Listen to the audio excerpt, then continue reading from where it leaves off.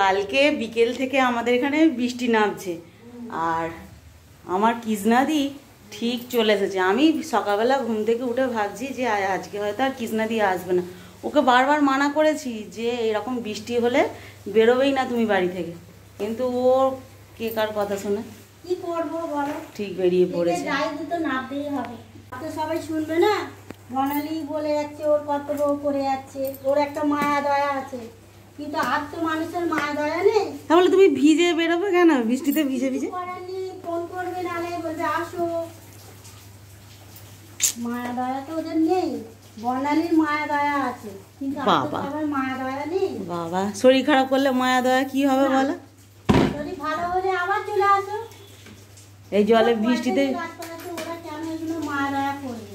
পয়সা দিয়ে সবাই কাজ করে, তাহলে তুমি জলে ভিজবে? নেই তো, ওদের মায়া দয়া থাকলে তাহলে তো বলতো বৃষ্টিতে ভিজে ভিজে আসতে হবে না, আমরা বার করে নেবো। ভাবলে আমার কপাল, কি বলবো, ঈশ্বর যেটা চাইছে সেটাই হবে। ঈশ্বর আর কি চাইবে, মাঝে মাঝে নিজেকেও জোর জবরদস্তি করতে হয়। কিছু পারি না, আমি তো এইটাই পারি না, জোর জবরদস্তি জুলুম করতে পারি না। এই জুলুমটা করতে পারিনি বলেই তো আজকে আমি এখানে, নাহলে তো কবে দোতলা বাড়ি হাঁকিয়ে বসে থাকতাম। মানুষের উপর জুলুম করতে পারি না, মানুষকে কথা আঘাত দিতে পারি না, সেদিনই এত কষ্ট নিচ্ছি। যারা ওইরকম ভালো মানুষ হয় তাদেরই কপালে কষ্ট থাকে। তাই জন্যই তো বলছি, কষ্ট ভগবান লিখে রেখেছি।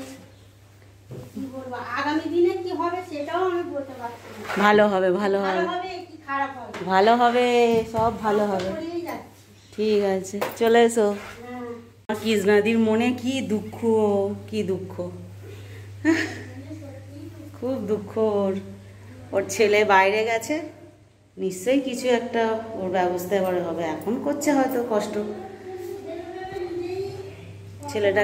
ছেলেটা যদি একটুখানি ওই বাইরের থেকে, তাই তো একটু ভালো করে কাজ শিখে যায়, তাহলে একটুখানি ওর সুসার হবে হয়তো। কি হবে ভগবান ছাড়া কেউ জানে না। বিছানার এই অবস্থা, হ্যাঁ চালিয়ে দাও, পাখাটা চালিয়ে দাও, তাড়াতাড়ি শুকিয়ে যাবে। বিছানার এই অবস্থা, গুছিয়ে ফেলি, আগে ঝাঁট দিয়ে দিই, তবু ও মুছে নিতে পারবে তাড়াতাড়ি। আমার ছেলে রেনকোট পরে সবে স্কুলে একটুখানি যাবে বলে বেরিয়েছে। আমি বললাম যে তাহলে ফুলগুলো তুলে দে। এই স্নান টান করে বেরিয়েছি, আবার ভিজতে ভালো লাগছে বলো। আর এত এখানে কাদা হয়েছে, কাদাটা হতো না সেরকম, ওই যে রাস্তাটা ভেঙেছে তার জন্য এরকম ব্যাপার।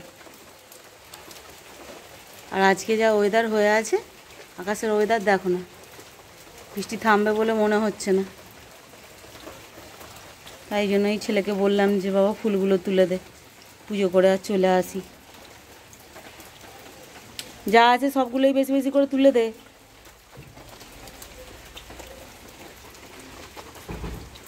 উপর থেকে পুজো টুজো করে চলে এলাম, এবারে চটজলদি রান্নাটা করে নিতে হবে। আজকে এক জায়গায় যাওয়ার আছে, কোথায় যাব পুরো ভিডিওটা দেখতে থাকো, সব বলবো তোমাদেরকে। অনেক দিন পর যাব, আর গেলেও আগের বারে গেছি সেও এরকম বর্ষা বাদল মাথায় করে, আজকেও সেম তাই দেখছি যে আজকেও বৃষ্টিতে ভিজে ভিজে যেতে হবে।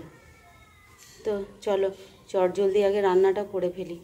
আর আমার বরের কোথাও গেলে সেদিনকেই খুব কাজ পড়ে যাবে, একটু হলেও বেশি কাজ পড়ে যাবে।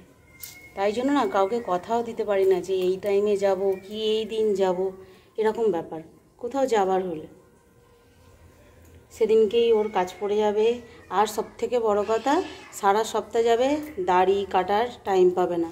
এই আজকের দিনেই যেদিনকে যাব সেদিনকে আমাদেরকে দাঁড় করিয়ে বা অপেক্ষা করিয়ে দাড়ি কাটতে যাবে। সে বিয়ে বাড়ি হোক, ভাত বাড়ি হোক, কুটুম বাড়ি হোক, যেখানে হোক। আমি দেখেছি বছরে যদি একদিনও অনুষ্ঠান বাড়ি পড়ে, সেই দিনকেই ওর দাড়ি কাটার দিন পড়বে, এরকম ব্যাপার। বিরক্ত করে ফেলে। আর আমার যদি একটু মানে রেডি হতে দেরি হয়, তাহলে আর আরম্ভ হয়ে যাবে মন্ত্র পড়া। নিজের মনেই গজগজ করবে, এই সব ব্যাপার। তো চলো, আর টাইম নষ্ট করলে হবে না, সব কিছু গুছিয়ে গাছিয়ে আবার নিতে হবে। আগে রান্নাটা করে ফেলি, একটা কাজ মিটিয়ে আর একটা কাজ ধরবো। চলো, বৃষ্টি তো এখনও থামে না, মনে হয় না এবেলা আর থামবে বলে। বিকেলে কি হবে সেটাও বলতে পারবো না। তো চলো আগে কাজগুলো করে ফেলি। এই যে এখানে ভাতের জল চাপিয়ে দিয়েছি, আর এখানে মুসুর ডাল একটু সেদ্ধ হয়েই গেছে। এটা দিয়ে আজকে একটু টকের ডাল বানাবো। এই যে আম নিয়ে এসেছিল, টকের ডাল বানাবো। আর ভাতের মধ্যে আজকে দুটো এরকম পেঁপে ভাত দিয়ে দেবো।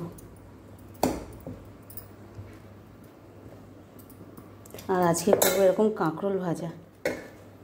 এই বর্ষার সিজনে এই কাঁকরোল ভাজা খেতে খুব ভালো লাগে, একদম শুকনো ভাত খেতে আমার খুব ভালো লাগে। আমার এই ঝোল ডাল না হলেও চলবে, এরকম ভাজা দিয়ে ভাত খেতে আমার খুব ভালো লাগে। অনেকটা বেলাও হয়ে গেল আজকে, জানো তো, এখন 11:45 বাজে। ভাত ডাল সবে বসিয়েছি, তারপরেই ভাজা হবে। আবার মাছটাও এখনও কলতলায় পড়ে আছে, জানো, ওইটা এখনও ধোয়া হয়নি। একা হাতে সমস্ত কাজ করতে গেলে যেটা হয় আর কি।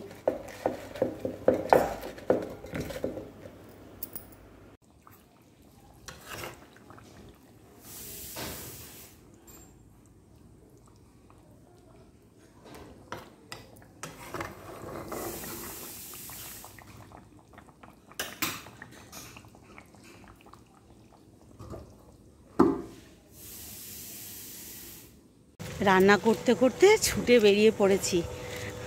আইবুড়োটা করা হয়নি, পার্লারে গিয়েছিলাম একটুখানি, ছুটে গিয়ে গ্রুপ প্লাগটা করে এলাম। ছেলেদের বললাম তোরা স্নান কর, আর আমি এক্ষুনি যাবো আর আসবো। আকাশটা একদম থামছে না, আর গোটা রাস্তার অবস্থা দেখো,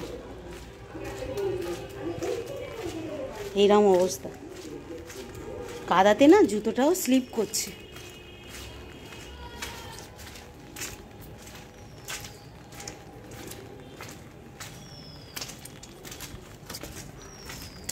এখন এই যে বেরিয়ে পড়েছি আমরা, এখন বাজে 6টা বেজে গেল, জানো। এখন এই যে এরা 3জনের হয়নি, বুঝলে, আমার আগে হয়ে গেছে, এদের এখনও হয়নি।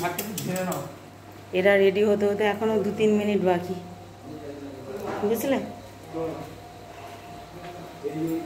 তো চলো, বৃষ্টি মাথায় করেই যাচ্ছি, বৃষ্টি একটুও থামে না, এখনও হচ্ছে।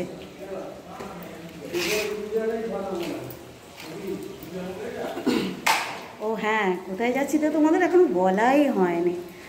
আজকে যাচ্ছি বোনের বাড়ি, বুঝলে। আজকে যাওয়া হচ্ছে বোনের বাড়ি।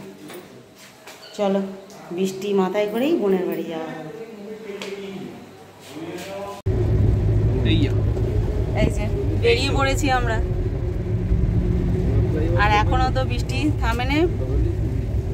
যেতে যেতে এখন বেজেই গেছে 7:30। ভিজেও গেছে, আমার ছেলের পুরো মাথা ফাথা ভিজে গেছে, এরও তাই।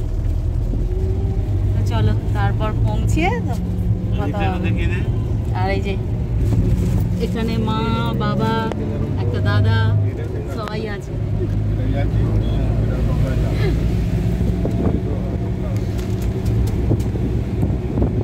ব্যাস, বোনের বাড়ি চলে এসেছি। আসার কারণ হচ্ছে একটাই, যে ওর বাড়িতে কালকে শিব পুজো আছে, তার জন্যই আসা। তো ঝড় ঝল মাথায় করে তো চলেই এলাম বোন নিচে।